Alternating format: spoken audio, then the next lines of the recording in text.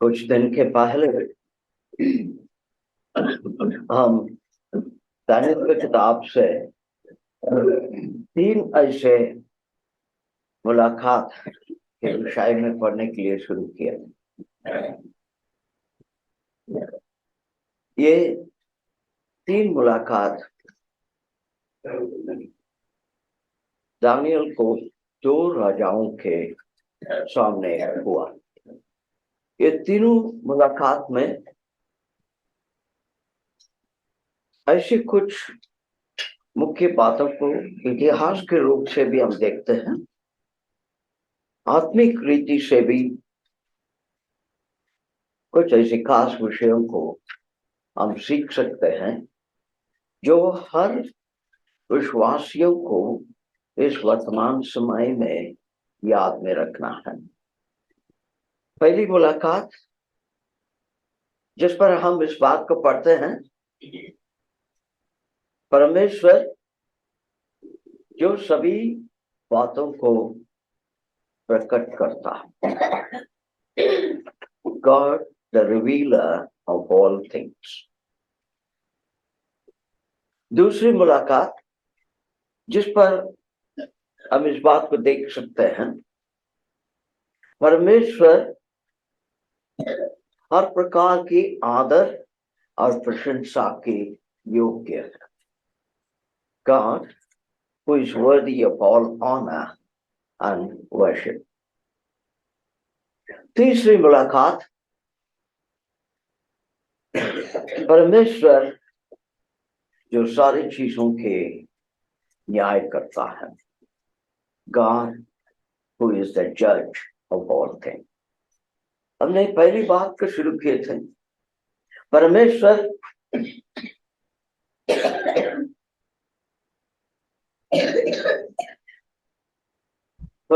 जो हर बातों को प्रकट कराता है। इस विषय में हमने इस बात को देखने के लिए शुरू किए थे, बाबिलोन के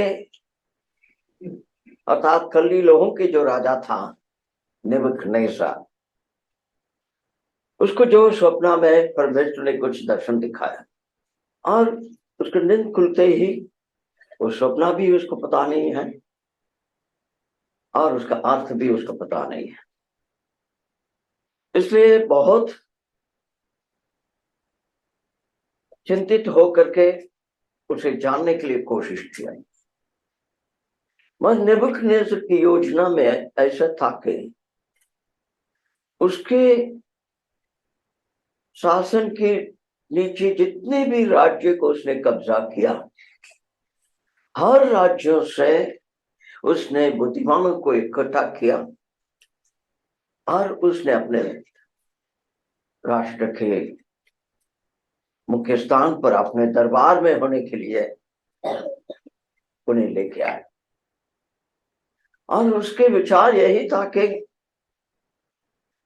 हर प्रकार से उत्तमता में उसके राष्ट्र हो और उसका सलाह देने वाला भी ऐसे हो ताकि उसके अधिकार, उसके प्रभुत्व और भी बढ़ते जाए। इस उद्देश्य से जब किया काम को, हमने इस बात को इतिहास से, बाइबल से भी जानते हैं कि यहूदा राष्ट्र को बंधुआई में जब लेके गया तो उत्तम घराने के लोगों को अपने राजमहल में अलग रीति से उनको तालीम देने के लिए लेके गया ताकि कल्दी लोगों का भाषा भी जाने और दूसरा भी भाषा में निपुण हो जाए। उसके साथ साथ में ये लोग जो राजघराने से आए हैं, ये उसके वफादार बन के रहे ताकि उनके प्रांत से भविष्य में कोई समस्या नहीं हो। ये प्राय हर समय इतिहास में होते रहता है। हर ताकत की यही कोशिश रहता है हमेशा इस 21वीं शताब्दी में भी उनकी वफादार हर स्थान में रहे ताकि उनकी शान बढ़ती जाए।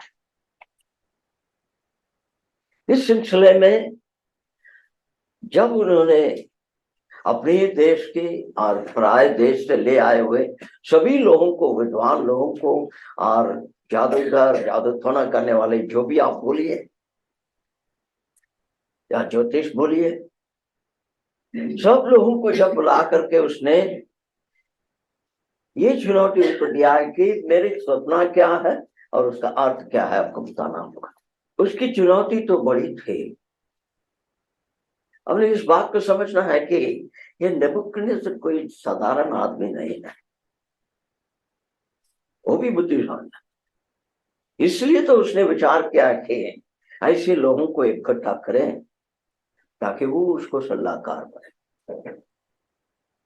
और उनसे ऐसी एक बात उसने चाहा जो उसके दिमाग में भी जो नहीं है, उस बात को ये लोग बता सके। ये लोग इतना निपुण है क्या? जब उनसे ये काम नहीं हुआ, तब क्रोधित होकर के उन्हें हत्या करने के लिए आज्ञा दिया। ये सब बातें हमने देखे। जब ये आज्ञा के पालन करते हुए दानियल के दरवाजे में जब पहुंचे, तो हम उसी घटना पर पिछली बार रुके थे। दानियल ने उनसे कहा कि इतने जल्दीबाजी से क्यों ये सब कुछ किया गया। मतलब एक बात समझ में आता है कि यहूदा के प्रांत से ले आए हुए ये नौजवानों को दरबार में बुलाया नहीं गया और उनसे ये बातों के बारे में पूछा नहीं गया।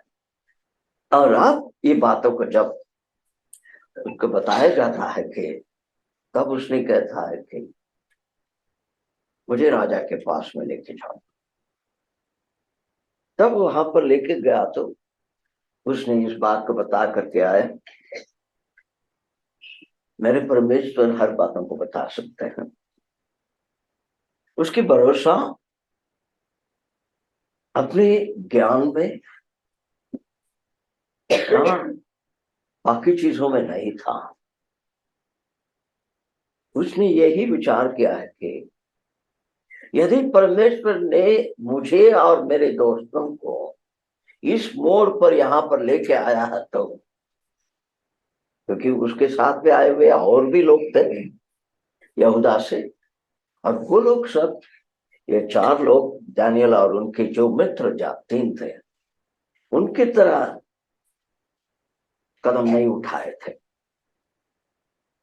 और वो लोग अपने आप को परमेश्वर के लिए शुद्ध या पवित्र रखना चाहा, उसको परमेश्वर ने आदर किया। उस कारण से वो सबसे उत्तम प्रकट हुए थे राजा के सामने आने के समय पर। इसलिए उसने यही चाहा कि हमारे यहाँ पर होने का खास एक उद्देश्य है। वो उद्देश्य क्या है वो भी नहीं जानता, और उसके विचार यही था कि हमें जिंदा रहना जरूरी है। हम इस बात से एक बात सीखना, समस्याएं बहुत बढ़ सकता है, विश्वास को पकड़ कर रखते हुए जीवित रहना मुश्किल भी हो सकता है, मगर उस हालात में भी हम इस बात को ध्यान में रखना है कि यदि हम बचे हुए हैं तो इसका खास एक उद्देश्य है। वो उद्देश्य हमारे द्वारा परमेश्वर पूरा करे, इसको हम याद रखना। ये कोई साधारण बात नहीं है। ये बातें मैं बहुत बार बहुत तरीका से इधर बता चुका हूं। अभी वास्तविक रीति से देखें तो देश के हर प्रांत में प्राय समस्या है विश्वासी लोगों के, और इस हालात पर हम किस हालात में हैं, कभी इसके बारे में आपने सोचे? और उसने उनके द्वारा वो उद्देश्य पूरा हो, इसके लिए अपने दोस्तों से भी कहा प्रार्थना करो, ताकि 2 अध्याय के 18 पद को निकालिए, दानियल के 2 अध्याय के 18 पद। इस भेद के विषय में स्वर्ग के परमेश्वर की दया के लिए यह कहकर प्रार्थना करो कि बाबुल के और सब पंडितों के संग दानियल और उसके संगी भी नाश न किए जाए। उसने यही उनसे प्रार्थना करने के लिए कहा कि हम परमेश्वर की दया को चाहें ताकि बाबिलोन की सारे बुद्धिमान व्यक्तियों की तरह हम भी नष्ट नहीं हो, क्योंकि ये परमेश्वर के प्रतिज्ञा की सवाल है। यहाँ पर यदि ये लोग भी मर गए तो परमेश्वर क्यों उन्हें वहां तक भेजा, राजमहल तक पहुंचाया है और उन्हें उन्नति की उस मार्ग पर लेके आए हैं, ये मतलब पूरा होना चाहिए। इसलिए परमेश्वर की दया के लिए प्रार्थना की। तब हम 19 पद में पढ़ते हैं, परमेश्वर ने रात की समय पर दर्शन में उसको सारी बातों को बताया। सपना क्या था, उसका अर्थ भी क्या था। आज की इस वर्तमान समय में हमारे यही है कि क्या महासंकट शुरू होने वाला है, क्या कलीसिया ऊपर जाने वाला है, क्या यही भविष्यवाणी के पीछे सारे लगे हुए हैं। मगर किसी ने भी इस बात को ज्यादा अधिक सोच कर ध्यान नहीं दे रहे कि आपने अब तक हमें यहाँ पर एक गवाह के रूप में रखे हैं, तो उस उद्देश्य पूरा हुआ है कि नहीं हुआ है, उस खुशाई में हमें दया दिखाई ताकि वो उद्देश्य पूरा हो।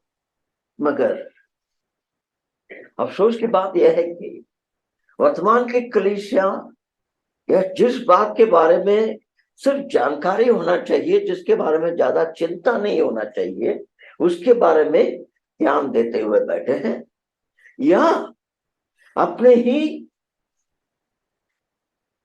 इस संसार के जीवन को बढ़ोतरी और उन्नति के मार्ग पर चलाने में लगे हुए हैं। एक्सट्रीम तो इतनी जो विपरीत 2 बातों पर लगे हुए हैं। मगर जब उसको ये दर्शन मिला, सारी बातें उसको पता चला के 19 पद में इस बात को लिखा है कि दानियल ने तुरंत स्वर्ग के परमेश्वर को धन्य कहा, क्योंकि उसकी विश्वास परमेश्वर सारी चीजों को प्रकट करने वाला परमेश्वर है, हमारे हृदय के अंदर सारी चीजों को दिखाएगा, वो भरोसा व्यर्थ नहीं हुआ है। इसलिए उसने तुरंत धन्य कहा। अब 20 पद को पढ़िए। परमेश्वर का नाम युग युग धन्य है, क्योंकि बुद्धि और पराक्रम उसी के है। उसने ये बातें कहा कि बुद्धि और पराक्रम परमेश्वर की ओर से, मतलब दुनिया के जो भी ताकत या सत्ता कितने भी बलवंत हो,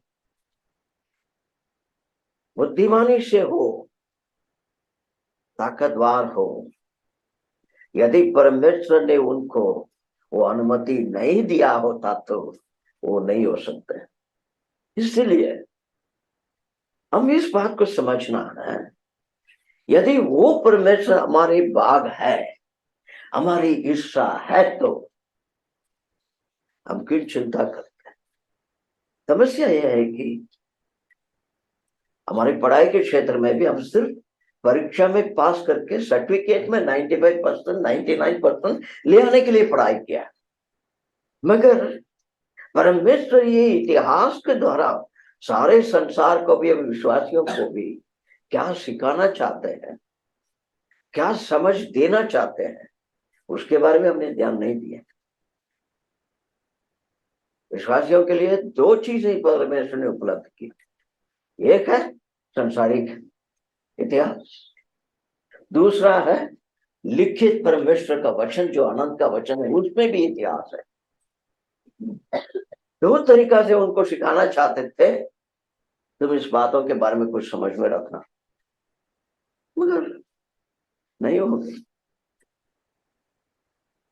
स्कूल की पढ़ाई या विद्यालय की पढ़ाई या विश्वविद्यालय की पढ़ाई भी सिर्फ पैसा कमाने के लिए, नाम कमाने के लिए।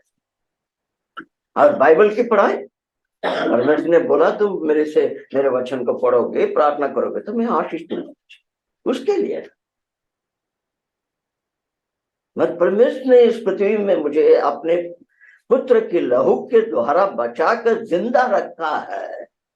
उस उद्देश्य मेरे द्वारा पूरा होगा या नहीं होगा, पूरा होने के लिए मैं दूंगा या नहीं दूंगा, उसके बारे में चिंता नहीं है। तो समाचार में प्रभु यीशु कृष्ण ने बताया, उसको सिर्फ दूसरे लोगों को बोलने के लिए हम प्रयोग करते हैं। भैया तुम जितना भी चिंता करो, तुम्हारा दिन का एक कदम भी तुम आगे नहीं बढ़ा सकते हो। तुम चिंता मत करो, परमेश्वर तो तेरे सारे शरीर की केस को भी गिनती करके रखा है। ये सब बोलने में अच्छा लगता है, उसको अपने जीवन में लागू करके देखिए, होता है क्या? यदि ऐसे होता तो स्थानीय कलीसिया क्यों प्रभावशाली नहीं है?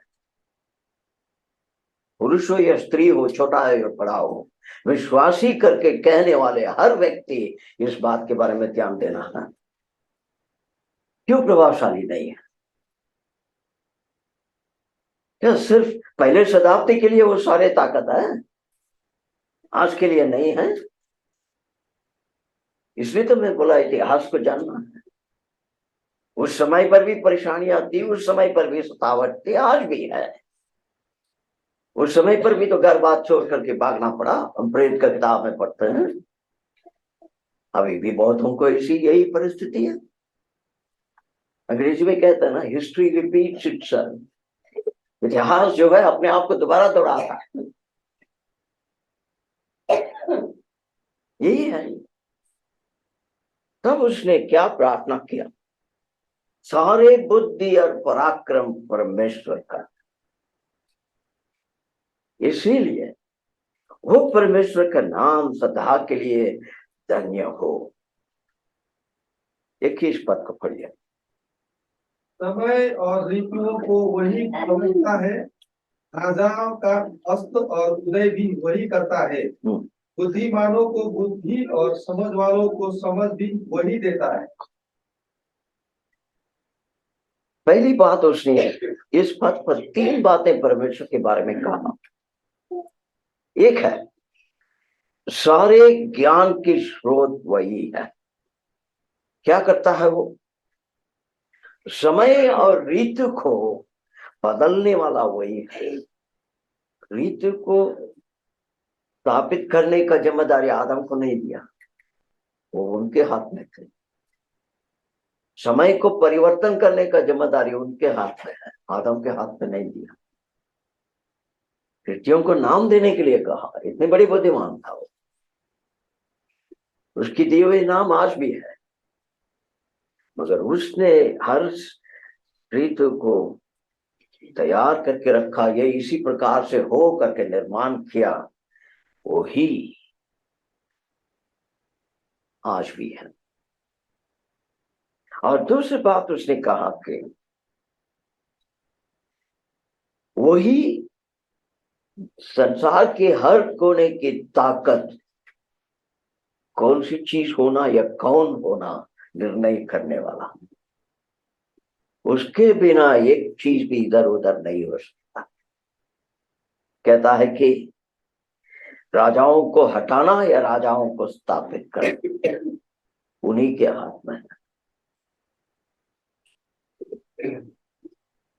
मगर एक बात हमें सोचना, ऐसे ये ज्ञान हमारे अंदर होता तो, ऐसी एक समझ हमारे अंदर होता, हाँ? हम ये संसार में कैसे पेश आते हैं, विचार करके देखिए। हम कितना घमंड करते हैं, है कि नहीं? हम्म? यार सब मेरा परमेश्वर का है, हम जानते हैं। मगर दानियल ने ये सब कुछ भी नहीं है। ये समझ उसको है, उससे वो धन्यवादी था, खुश था। और कहता है कि राजाओं को रखना और निकालना उन्हीं के हाथ में है। और ये भी कहता है उसी बात में, बुद्धिमानों को ज्ञान देने वाला भी वही है, समझदारों को समझ देने वाला भी वही है। नीति वचन को किताब को जब पढ़ेंगे तो ये सब बातें बार बार लिखा गया है। अब एक बात हमें विचार करना, इसकी ये बातें लिखने का समय पर इसका उम्र कितना हुआ होगा? कौन है एक्सपर्ट यहाँ पर ये सब बातों पर ध्यान देने वाले? कौन से बीसी, कौन सा, इसका उम्र कितना हुआ होगा? मैंने उतना ध्यान नहीं दिया। कितना? मेरा कान कम की सुनता है।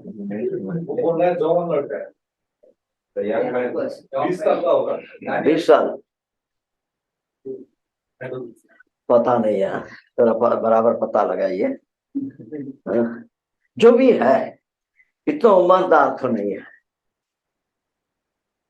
मगर इतने सारे समझ उसके अंदर कहां से आए? उन दिनों में तो राजघराने तो सारे बिगड़ी हुई थी यहूदा के राज्य में। इनके माता पिता के बारे में कुछ भी नहीं है हमारे पास में, डिटेल नहीं है। हा? कम से कम एजरा का तो पीढ़ी पीढ़ी तक आरंभ तक गया है, इसके बारे में तो कुछ नहीं।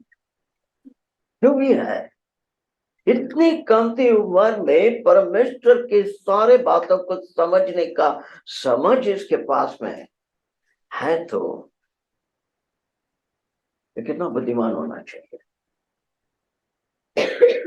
इतना बुद्धिमान होते हुए भी बहुत नम्रता से जीवन बिताया।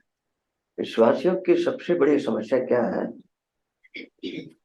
जो अंग्रेजी में कहते हैं ना, शोमैनशिप। अपने सारे संसार के आर्थिक बातों को प्रदर्शन कराना, अपने ज्ञान को प्रदर्शन कराना। नीति वचन के किताब में इस बार बार आप पढ़ सकते हैं, जैसे उन्नति बढ़ते जाता है आत्मिक व्यक्ति नम्रता में आगे बढ़ते जाएगा।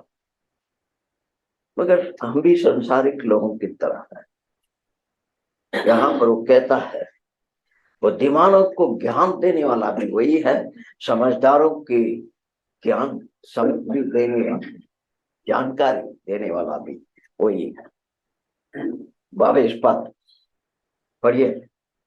वही गुण और गुप्त बातों को प्रकट करता है, वह जानता है कि अंधियारे में क्या है और उसके संग सदा प्रकाश बना रहता है। उसने क्या कहा यहाँ पर? गुप्त और गहराइयों की बातों को प्रकट करने वाला वही है। भविष्य क्या है इसको आपके हृदय में प्रकट करने वाला वही है। यदि आप उनके प्रकट में भरोसा करेंगे तो। और जो अंधकार में है उसे भी वो जानता है, और प्रकाश उसी में है। उसी में है, क्या लिखा है, कैसे लिखा?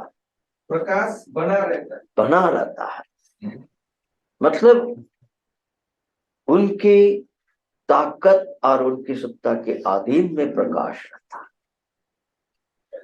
और इस बातों को ध्यान में रखते हुए पहले यूहन्ना का किताब को पढ़ के देखिए, वो चिट्ठी को। जो व्यक्ति ज्योति पर रहता है, क्या नहीं होता? आप तो करता नहीं है, और तो खार में नहीं रहेगा। इतने बड़े आशीष हमें मिली है। परमेश्वर के साथ में प्रकाश बना रहता है, और हमें उनकी प्रकाश में रहने का आशीष दिया। कभी विचार किए?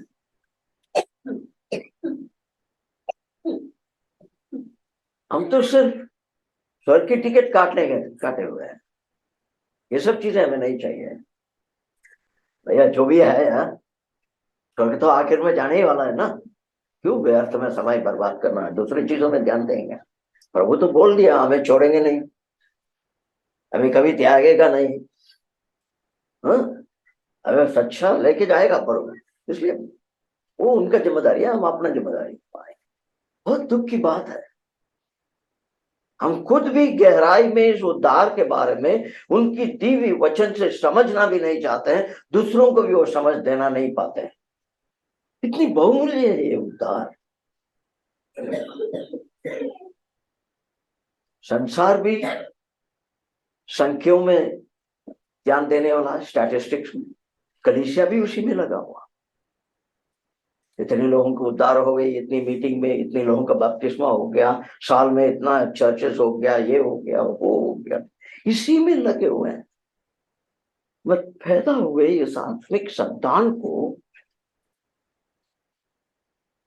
स्वादिष्ट और ताकत भरी खाना देने का जिम्मेदारी को कौन उठाता है?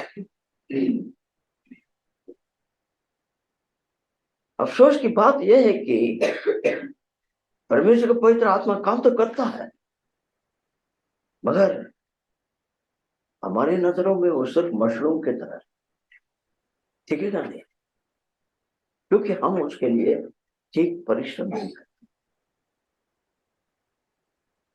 जब तक स्थानीय कलीसिया आत्माओं की जिम्मेदारी को उठाने के लिए समय नहीं देगा, वो स्थानीय कलीसिया आगे नहीं बढ़ेगा। दोष का हम प्रत्येक का, सिर्फ 3-4 जन का नहीं है, हर विश्वासी का जिम्मेदारी है। हम सिर्फ गमन करते हैं, हम सभी संत हैं, हम सभी याजक हैं।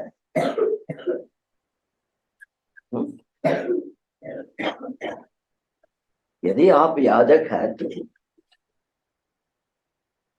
सिर्फ इतवार के दिन पर बलिदान चढ़ाना सिर्फ आपका जिम्मेदारी नहीं है।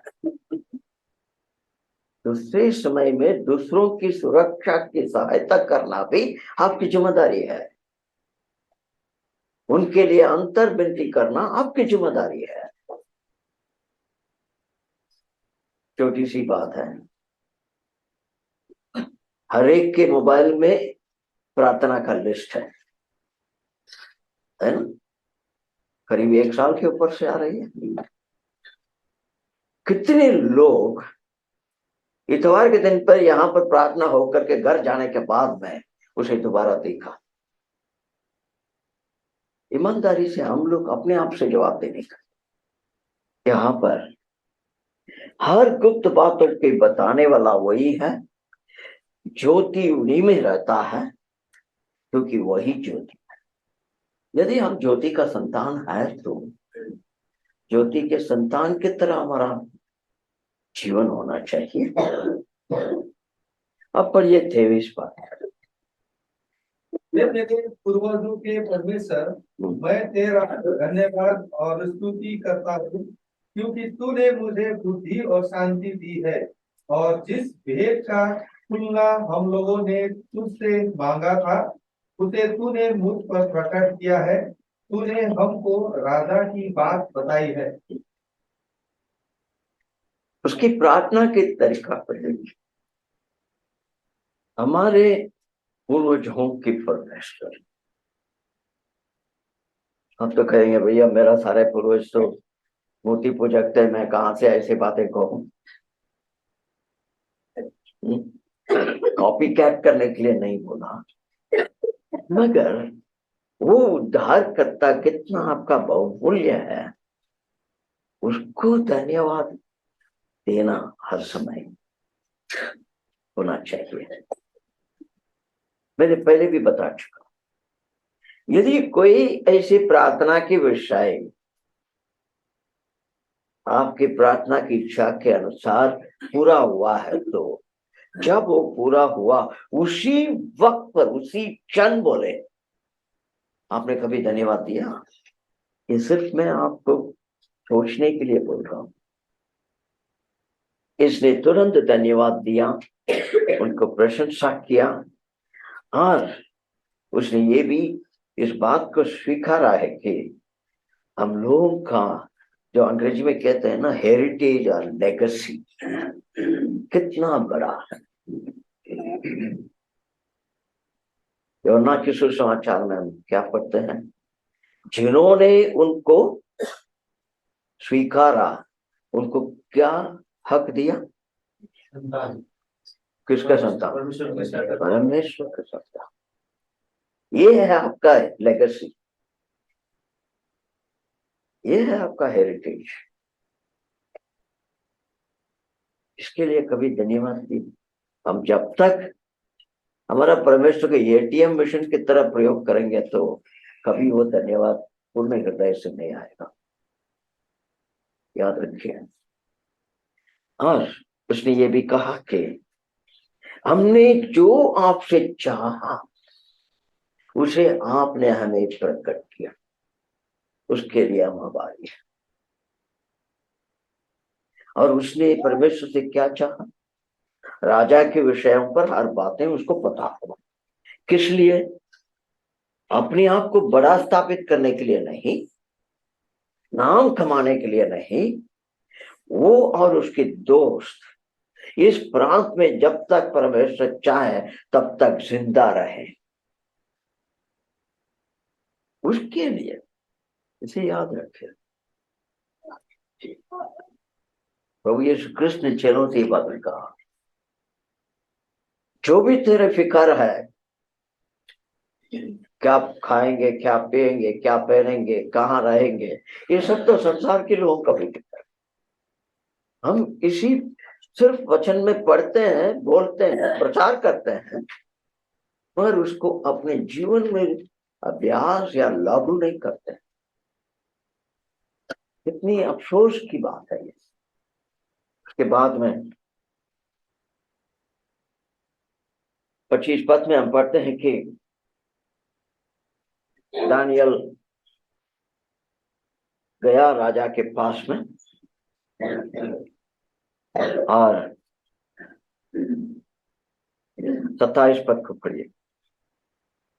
दानियल ने राजा को उत्तर दिया, जो भेद राजा पूछता है वह ना तो पंडित, न तांत्रिक, न ज्योतिषी, न दूसरे भावी बताने वाले राजा को बता सकते हैं।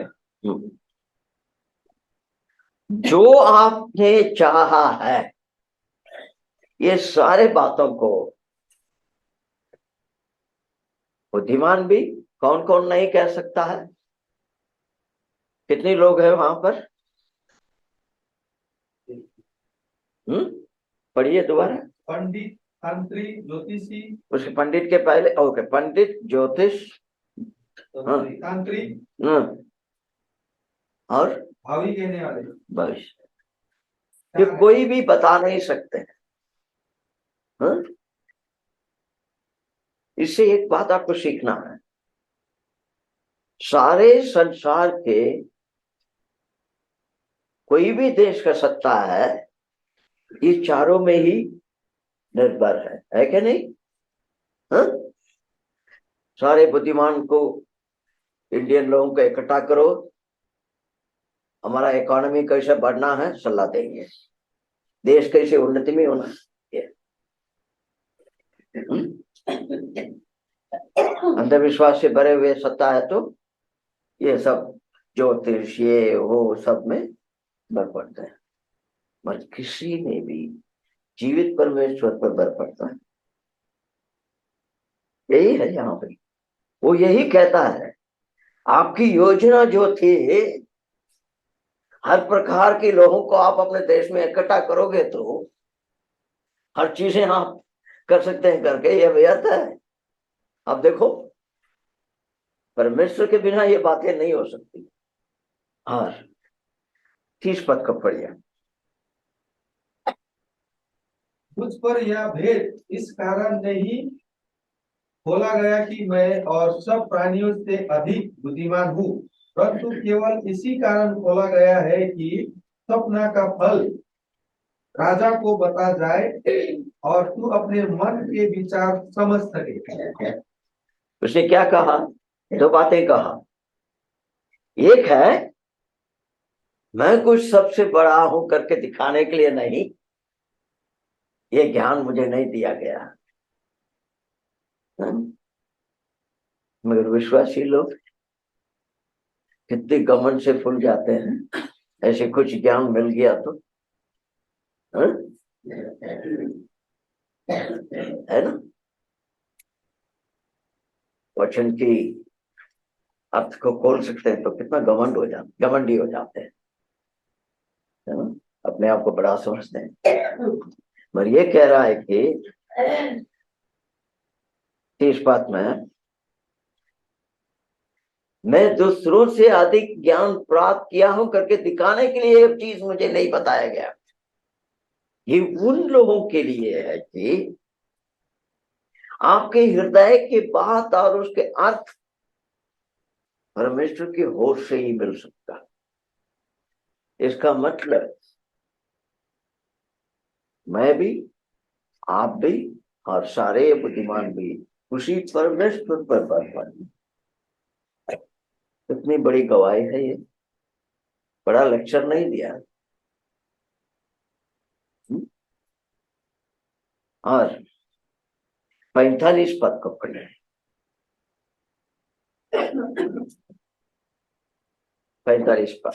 जैसा तूने देखा कि एक पत्थर किसी के हाथ के बिन खोदे पहाड़ में से उखड़ा और उसने लोहे, पीतल, मिट्टी, चांदी और सोने को चूर चूर किया, इसी रीति महान परमेश्वर ने राजा को जताया है कि इसके बाद क्या क्या होने वाला है, ना स्वप्न में और ना उसके फल में संदेह है।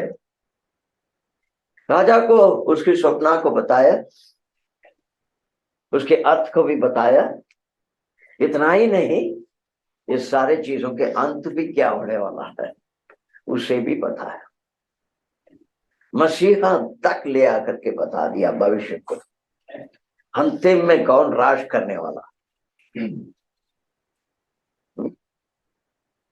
वही सारे पृथ्वी पर व्यापित होगा। अब ये व्यक्ति क्या सोचता था, मैं ही सबसे बड़ा, मैं सब कुछ हासिल कर दिया, और उसको इस बात को बताया। हाँ, ये सही बात है, परमेश्वर ने निश्चय किया भविष्य में आने वाले सभी राष्ट्र से तुम्हारा राष्ट्र का, तुम्हारा सत्ता का मूल्य ज्यादा है। ये सही है, मगर ये सारे चीजें मिटने वाला है। और वो भी किससे किससे मिटने वाला है? 45 पद में हमने पढ़े थे ना, पढ़िए। जैसा तूने देखा कि एक पत्थर किसी के हाथ में बिन खोदे पहाड़ में से उखड़ा और उसने लोहे, पीतल, मिट्टी, चांदी और सोने को चूर चूर किया, इसी रीति महान परमेश्वर ने राजा को जताया है कि इसके बाद क्या क्या होने वाला है, न स्वप्न में और न उसके फल में कुछ संदेह है। कितना जो आत्मविश्वास से कड़े होकर के उनसे बात कर सकता था, द कॉन्फिडेंस। अब सोचिए, ये बता रहा है राजा को तुम्हारा अभी खत्म होने वाला, उसका हालत क्या हुआ होगा कभी हम बोलेंगे?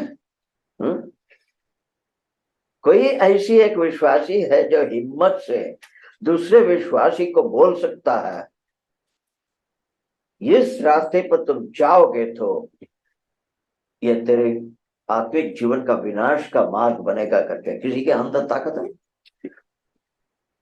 हिम्मत है बोलने के लिए? अरे यार, हमें क्या करना है यार, वो संभालेगा, वो जानता है, प्रभु जानता है। हम बोलेंगे तो फिर कल हमसे झगड़ा करेगा, हमारे विरुद्ध हो जाएगा। पसंद नहीं है ना। मगर ये व्यक्ति परमेश्वर पर भरोसा किया, सारे भविष्य क्या होने वाला है सब चीजें एक ही स्वप्न में उसको बताया गया है, ये सारी चीजें उसको बताया। मगर वो कितना समझदार है, वो भी समझने वाली बात है। राजा ने कैसे उसकी प्रतिक्रिया कैसे दिखाया, देखिए रेस्पॉन्स 40 पद को पढ़ जाए। इतना सुनकर नबूकदनेस्सर राजा ने मुंह के बल गिरकर दानियल को दंडवत की और की उसको फिर चढ़ाओ और उसके सामने सुगंध वस्तु जलाओ। क्या बोला, क्या किया उसने? सबसे पहला किसको दंडवत किया? राजा। यही अभी अभी दानियल ने बोला कि सारे गुप्त बातें दिखाने वाला परमेश्वर मैं नहीं हूं। वो बोलने के बाद भी वो उसी के सामने दंडवत करता। कलीसिया में भी हीरो वर्शिप होता है, आपको पता है? हर कलीसिया में होता है हीरो वर्शिप। वो हीरो वर्शिप नहीं किया तो जो हीरो है वो बहुत गुस्सा हो जाता। वो भी है, दोनों तरफ से है।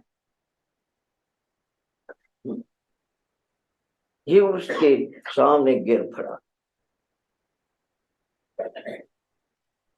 हम प्रेरित का किताब में देखते हैं ना, पौलुस ने क्या कहा? हम लोगों को मर्यादा मत करो, स्वर्ग के परमेश्वर का आदर। हम तो मनुष्य हैं आप ही की तरह। कभी विश्वासी के अंदर यह समझ हमेशा रहे ना, सुसमाचार अधिक अलग तरीका से प्रचार हो। हमारे सुसमाचार ऐसे प्रचार होता है कि माफ करना, मैं किसी को न्याय नहीं करता हूं, मैं इधर हूं तुम इधर है, ऐसे विचार से हमारे प्रचार होता है। हम दोनों एक ही बराबर है, बस फर्क इतना ही है कि मेरे अंदर परमेश्वर है, तेरे अंदर नहीं है, तुम्हारे अंदर भी होगा, वो विचार नहीं है। दिस इज वेरी रॉन्ग, बहुत गलत है इस तरीका की सोच। सामने वाला को हम छोटा बना करके अपने आप को ऊंचा दिखाते हैं। मगर यूहन्ना बपतिस्मा देने वाला क्या कहा? वो बढ़ते जाना चाहिए, नहीं घटते जाना चाहिए। ये सिर्फ हम प्रचार में प्रयोग करते हैं, जीवन में प्रयोग नहीं करते। अब जाइए 47 पद। फिर राजा ने दानियल से कहा, सच तो यह है कि तुम लोगों का परमेश्वर सब ईश्वरों का ईश्वर, राजाओं का राजा और भेदों का खोलने वाला है, इसलिए तू यह भेद प्रकट कर पाया। ये सब को जब पढ़ेंगे तो जैसे मैंने बोला ना, हिस्ट्री रिपीट्स इटसेल्फ, इतिहास फिर दौड़ता है, उसी मोड़ पर आता है। अब प्रेरित का किताब को याद कीजिए। किंग अग्रिप्पा, प्रभु यीशु ख्रिस्त के बारे में सुना, इतने तक आया कि तुम मुझे मसीह बनने में मजबूर करा, एक कदम आगे नहीं गया। गया होता तो कितने बड़े आनंदित होता। अफसोस की बात है, इधर भी वही करना। ये कह रहा है कि तुम्हारे परमेश्वर, अभी भी ये महसूस नहीं किया है कि उसका परमेश्वर भी मेरा ही परमेश्वर है, वही मेरा भी सृष्टि करता है। वो नहीं चाहता, अभी भी उसको अलग ही करके देखता है। ये बड़े अफसोस की बात है। ये 45 पद और 48 देखिए। तब राजा ने दानियल का पद बढ़ा किया और उसको बहुत से बड़े बड़े दान दिए और ये आज्ञा दी कि वह बाबुल के सारे प्रांत पर हाकिम और बाबुल के सब पंडितों पर मुख्य प्रधान बने। ये राजा ने अपनी तरफ से अपने ताकत के एसेट से जो भी कर सकता है दानियल के लिए कर दिया।